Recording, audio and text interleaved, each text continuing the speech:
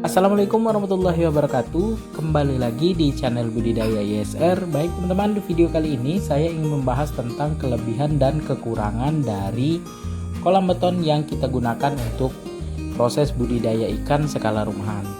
Mungkin teman-teman yang baru ingin memulai budidaya ikan secara rumahan, rencananya mau buat kolam beton, silakan simak video ini supaya teman-teman tahu kelebihan dan kekurangan dari kolam beton atau kolam semen. Baik teman-teman, kelebihan yang pertama dari kolam beton itu yaitu kuat ya, kokoh, tidak gampang rusak karena bahan bakunya itu dari semen, kerikil dan juga batu bata teman-teman ya. Jadi bahan yang kuat ini kolam kita bisa bertahan ya lebih kurang 10 tahun bahkan lebih teman-teman ya.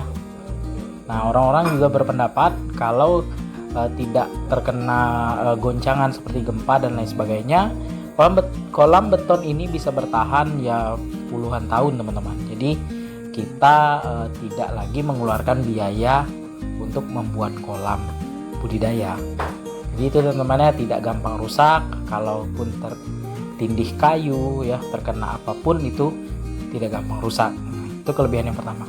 Kemudian kelebihan yang kedua, kolam beton ini teman-teman, kita lebih mudah mengontrol air kolam kita.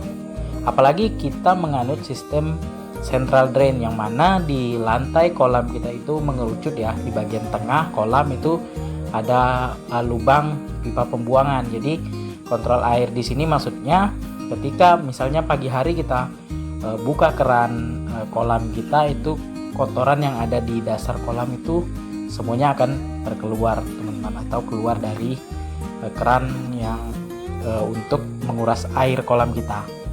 Itu teman-teman ya, kontrol airnya. Kemudian ketiga teman-teman, perawatan dari kolam beton ini sangat mudah sekali ya. Kalau misalnya kotor, kita bisa sikat dinding kolam kita. Kalau misalnya ada lumut yang berlebihan ataupun kotoran yang lain, kita sangat gampang sekali ya, kita keringkan, kita bersihkan, gosok pakai sikat dan lain sebagainya, itu sudah selesai teman-teman. Jadi sangat mudah dalam segi perawatan. Nah, selain itu teman-teman, di poin yang keempat yaitu mungkin ini relatif ya dari saya pribadi, kolam beton ini menurut saya bisa sesuai dengan keinginan kita teman-teman. Misal ya, di depan rumah kita ada space misalnya lebarnya cuman 60 cm, kemudian panjangnya bisa 3 meter atau sampai 4 meter ya.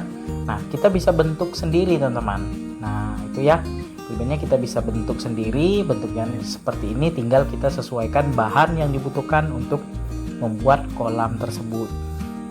Nah, lain cerita kalau misalnya menggunakan kolam terpal, biasanya pada umumnya kita beli dengan ukuran tertentu ya, misalnya 1 kali 2 meter, 1 kali 3 meter. Tidak ada yang menjual sesuai dengan ukuran yang kita mau. Kalaupun ada, biasanya ya kita memesan dengan yang pengrajin pembuat kolam terpal tersebut teman-teman. Nah, di samping kelebihan tadi teman-teman, ada kekurangan dari kolam beton ini teman-teman. Nah, kekurangan yang pertama yaitu biaya pembuatan yang cukup mahal teman-teman. Jadi untuk teman-teman yang mungkin mau membuat kolam beton, dipikirkan terlebih dahulu ya. Kalau untuk kolam beton ini biayanya cukup lumayan ya, bisa sampai 5 kali lipat dari kolam terpal. Misalnya kita mau buat kolam 1 kali 3 meter nih ya.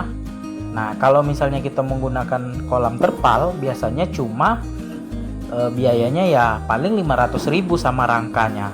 Kalau misalnya kolam beton itu bisa sampai 4 jutaan teman-teman, karena ya tergantung ya, ada yang menggunakan besi, kemudian batu bata, kemudian juga kerikil dan semennya teman-teman. Ada yang juga yang pingin kolamnya kuat, campuran semennya diperbanyak teman-teman. Jadi itulah membuat biaya pembuatan kolam beton itu cukup mahal teman-teman. Jadi ada juga yang ya mungkin nggak jadi masalah ya, biaya cuma memikirkan perawatannya mudah, dan kelebihan-kelebihan dari kolam beton ini membuat dia tertarik untuk membuat kolam beton ini. Kemudian kekurangan yang kedua teman-teman, kolam beton ini kalau sudah misal ya terkena gempa ataupun retak ataupun bocor, itu sangat sulit sekali diperbaiki. Jadi makanya dari awal pembuatan kolam beton kita harus memikirkan bahan-bahan yang kita digunakan itu harus yang bagus teman-teman, harus yang bagus, dan rancangan pembuatan kolam itu harus sesuai dengan bagaimana cara membuat kolam yang bagus. Jadi kita nggak boleh misalnya dibutuhkan untuk kolam 5 meter ini butuh semen misalnya 20 sak, kita kurangi menjadi 5 sak atau 10 sak ya. Nah, itu nggak boleh teman-teman, harus sesuai dengan kebutuhan dari spek kolam yang kita akan buat teman-teman. Jadi kita harus konsultasi dulu dengan ahli pembuat kolam beton teman-teman.